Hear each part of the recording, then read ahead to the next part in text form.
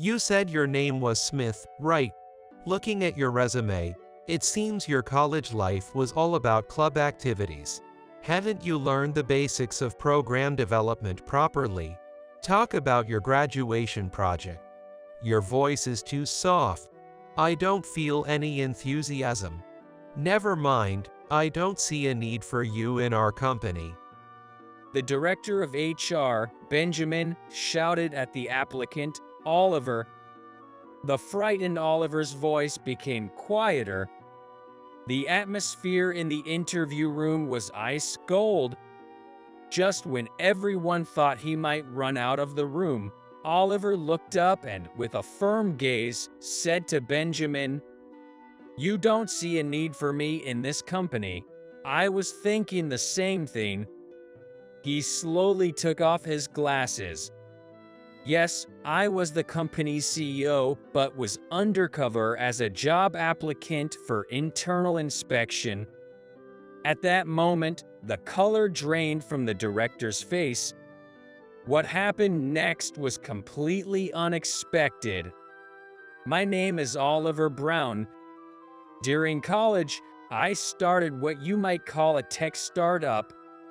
Thanks to some talented staff, the company grew steadily. Initially, I handled everything from management, HR to development, but now the company has grown to a size where we've divided into management, HR, and development departments. I mainly handle the management and a part of the development department. I've left HR responsibilities to the employees. Lately, I've been worried about my youthful face. For the past 2 years, I've been in France for a major joint venture with an overseas company, and my work in the US was done remotely. Even in the US, where folks sometimes mistake me for a college student, in France, I've been mistaken for a high schooler, which was quite a blow to my ego. Being the CEO and mistaken for an intern at the reception was tough. In business scenarios, looking young can be a disadvantage as people tend to underestimate you. So, I tried to gain some weight and wear stylish glasses, but it didn't change the situation. Well, after wrapping up the joint development project during my 2-year stay in France, I recently came back to the US. Once I got back, there was an issue I had to work on immediately. It was to review our hiring method. Recently, our company's performance has been struggling a bit. From what I've seen with the development team working remotely, everyone is putting in their best effort, and the development of new products isn't falling too far behind either. However, the retention rate of our young employees has been rapidly dropping. Several of them, fresh out of college, quit within their first year. I believe this might be a reason for our recent stagnation. If an employee leaves after more than 2 years, it might be due to personal reasons or a change in their perspective. However, quitting within the first year might indicate that these applicants should have never joined our company in the first place. This is concerning. Upon joining the company, both our side and the applicant's side have made considerable preparations. After joining, our company invests a significant amount of time, manpower, and money in training. Even the new employees are working hard to learn the ropes of unfamiliar tasks. Some of them have even relocated or started living alone to change their living environment for the sake of joining our company. If they resign within a few months, it's a huge loss for both the company and the departing new employee. Furthermore, when resignations keep occurring, it leads to a feeling of helplessness among the staff who trained them. In the long run, it can also affect the company's morale, which is quite problematic. Besides, we don't have unlimited positions. If we've hired someone who wasn't supposed to join our company in the first place, it means we've missed out on hiring someone else who could have been a great asset. That's a real waste. For emerging IT startups like us, we're absolutely desperate for new employees who will be key players in the future.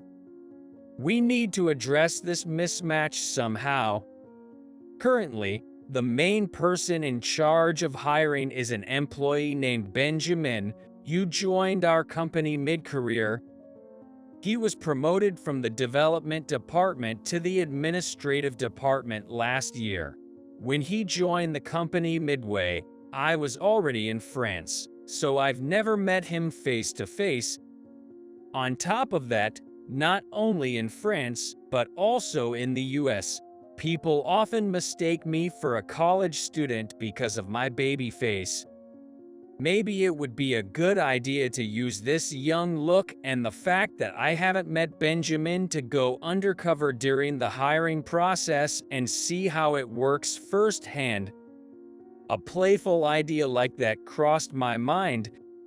I couldn't help but smirk, feeling as if I had switched to being a detective, almost forgetting the actual purpose of improving our business performance.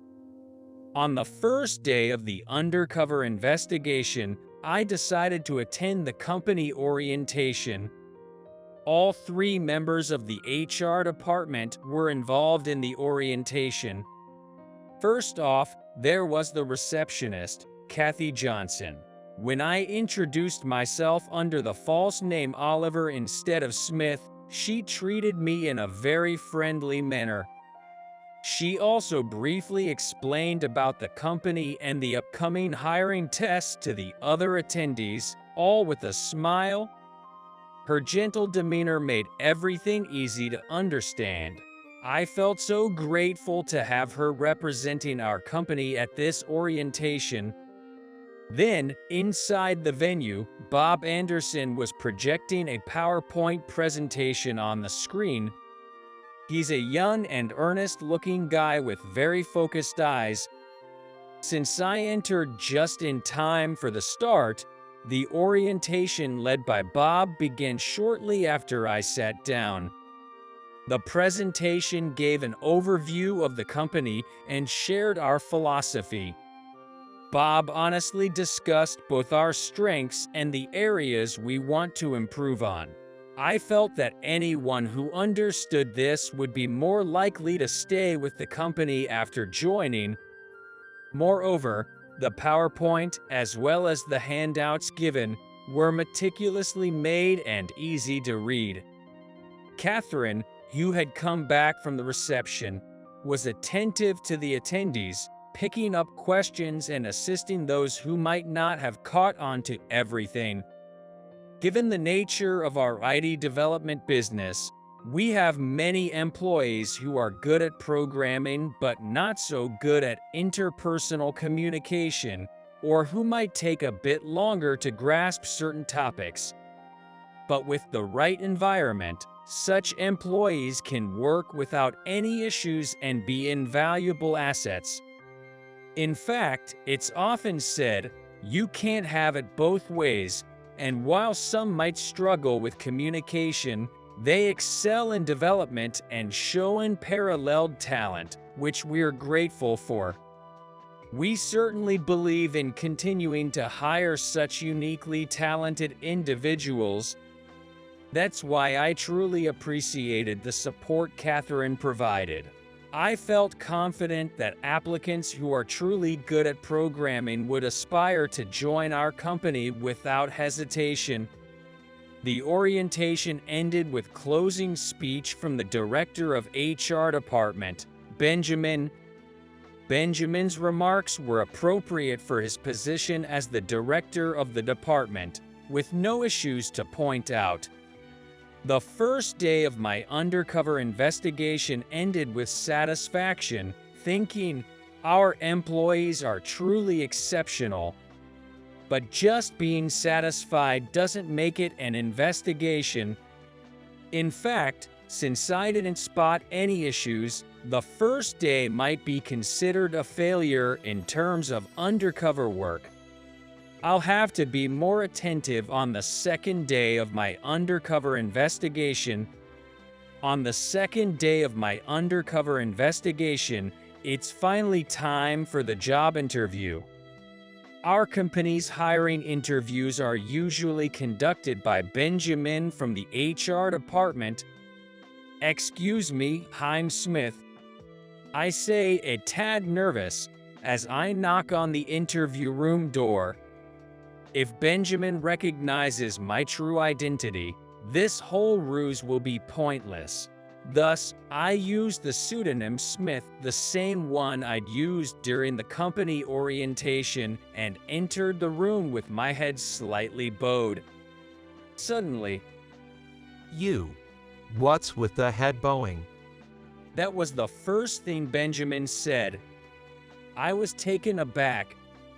In our company, we aim for employees with specialized skills to freely showcase their abilities. As a general rule, reprimanding subordinates by those in higher positions is prohibited.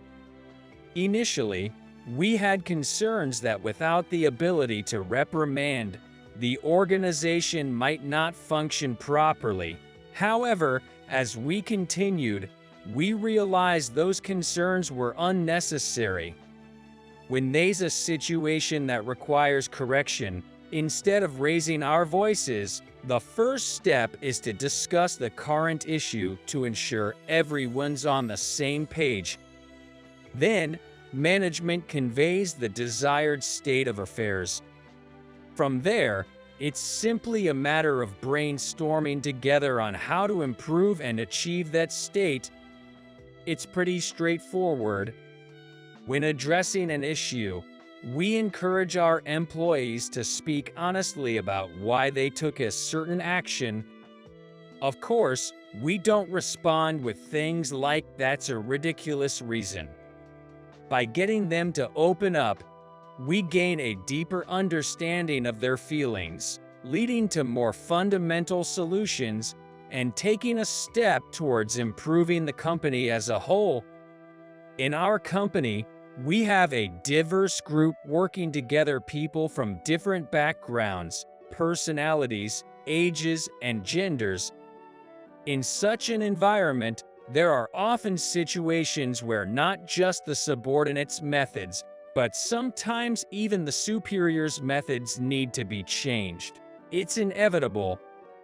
While there are still plenty of companies in the US that resort to the old-school, tough-love approach of yelling for discipline, at least in our firm, we genuinely wish that our employees can sidestep any unnecessary conflicts.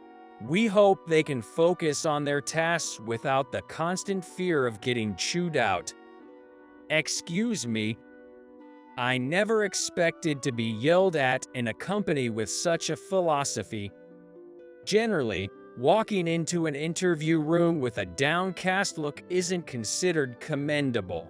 But in our company, if you're a developer, it's perfectly acceptable. First and foremost, as long as an engineer can handle programming and requirements definition properly, there's no problem at all. If among them, someone is exceptionally good at communication, eventually they'll be praised and might lead teams or handle negotiations, but we don't expect that from a new graduate developer. Above all, making an applicant shrink back prevents us from hearing their real thoughts. Naturally, we prohibit stress interviews in our company. Struggling to respond to unexpected questions, Benjamin continued to use strong words. You said your name was Smith, right? I looked at your resume, and it seems you spent all your college life in extracurricular activities. Hadn't you properly grasped the basics of software development? Now, explain your graduation research.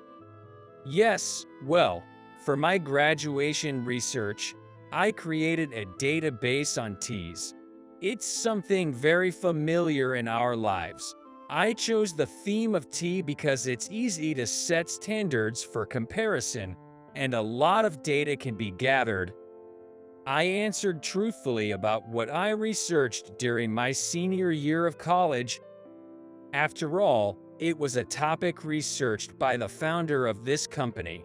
I believed there shouldn't be any problem for my recruitment. Speak up. Our company mainly develops industrial software. Your research on tea is far from our core business. Just how high on your priority list is our company? If we were your top choice, you wouldn't have done a thesis on a tea database. Benjamin's yelling made me almost inadvertently reveal my true identity, even though the interview had barely started. I'm here on an undercover investigation today. I'm getting agitated, but I must let Benjamin do his usual thing and verify the hiring practices. As stated in my application form, your company is my top choice. Indeed, tea might be softer or a different field compared to your main development area. But in terms of learning database creation techniques, I believe it's appropriate. You're too quiet. I can't feel your motivation. And even if you wanted to learn the techniques, you should have chosen research closer to the job profile of your desired company. That's it. I don't see the need for you in our company. Benjamin, not only criticizing my demeanor, but also my research content, ranted aggressively. If this is how the interviews go, our company will end up hiring only those who can handle pressure and excel at communication. It's not that being able to handle pressure is a bad thing, but aren't we missing out on truly assessing vital programming skills and originality in thought? It seems Johnson has said all he wanted to, and he's signaling me to leave with his eyes. Perhaps it's time I reveal who I am. You don't see the need for me in this company. I was thinking the same. Raising my head, I fixed my gaze on Benjamin. What are you talking about? Benjamin looked startled for a moment, as if he'd been caught red-handed. But when I took off my glasses and met his eyes again, his face quickly turned pale. Oliver, why are you here? Weren't you in France? You finally recognized me, Benjamin. I just returned from France. To get to the point, our company's retention rate for new hires has been terribly low. I believed there was a mismatch in our hiring process, so I went undercover using a fake name. I did not raise my voice at Benjamin, who had been conducting job interviews that were completely against our company's policy. At our company, it's not about superiors scolding subordinates. It's about aligning our understanding and guiding them in the right direction. Oliver. Benjamin, you seem to be aware that he was conducting interviews against company policy, looked at my face again, and nearly fell off his chair. From your reaction, it seems you know that the way you've been conducting interviews isn't in line with our company culture. If you're aware of it, it makes this conversation easier. For the subsequent interviews, don't raise your voice or conduct them as if they're stress interviews. Listen carefully to what each candidate has done, what they want to do in our company, and their current skills. Oliver, I thought I would be fired for doing this to you. Benjamin looked like he was on the verge of tears. The problem isn't what you did to me. The problem is that you've been giving stress interviews to potential valuable candidates. We'll decide on your treatment later, but first, please conduct the remaining interviews properly. Having identified the cause of the hiring mismatch, I decided to end my undercover investigation. However, Benjamin, an elite employee nominated by the former HR manager, had been performing well in the development department. I wonder what made him act this way. From internal investigations, it seemed Benjamin had become overbearing since becoming HR manager. In his previous role in development, he was known to be quiet and passionate. Perhaps the unfamiliarity of HR work and the pressure to act as a manager led him astray. It seems there was a mismatch not just in hiring, but also in internal transfers. When I called Benjamin to the CEO's office to discuss the future, he started talking on his own. I'm truly sorry for causing inconvenience. I was always focused solely on development. I'm not good at socializing, or rather, I don't really know how to interact as a manager. I'm really not suited for the position of the director of HR. When it came to hiring interviews, my eagerness to hire someone who could really handle development overshadowed everything else, leading to the harshness. The recent high turnover rate also made me anxious, and when I thought I shouldn't be taken lightly, I ended up being too strict during interviews. I don't expect you to accept these excuses, but I really love this company, and I love development. My sincere desire is to improve the company, so could you please transfer me back to the development department? Benjamin said this and apologized sincerely. His body was tensed up, shaking in various places. So that's what it was all about. Benjamin, you can lift your head. I've talked to many people and realized that the development department is where you truly belong. The position in HR was a mismatch. I apologize for placing you in a role that didn't suit you. Your transfer to the development department will be as an entry-level employee due to this incident. Is that okay? Thank you. Yes, I have no issues with that. Benjamin accepted the condition without any hesitation. This time, unlike before, he seemed relieved and at ease. The loss during the year Benjamin served as the director of the HR department was significant, but it could be said that it was my own fault since I was in France and didn't properly oversee the company. Maybe our company isn't really in a position where, just because we have big deals abroad, I should be out and about handling them.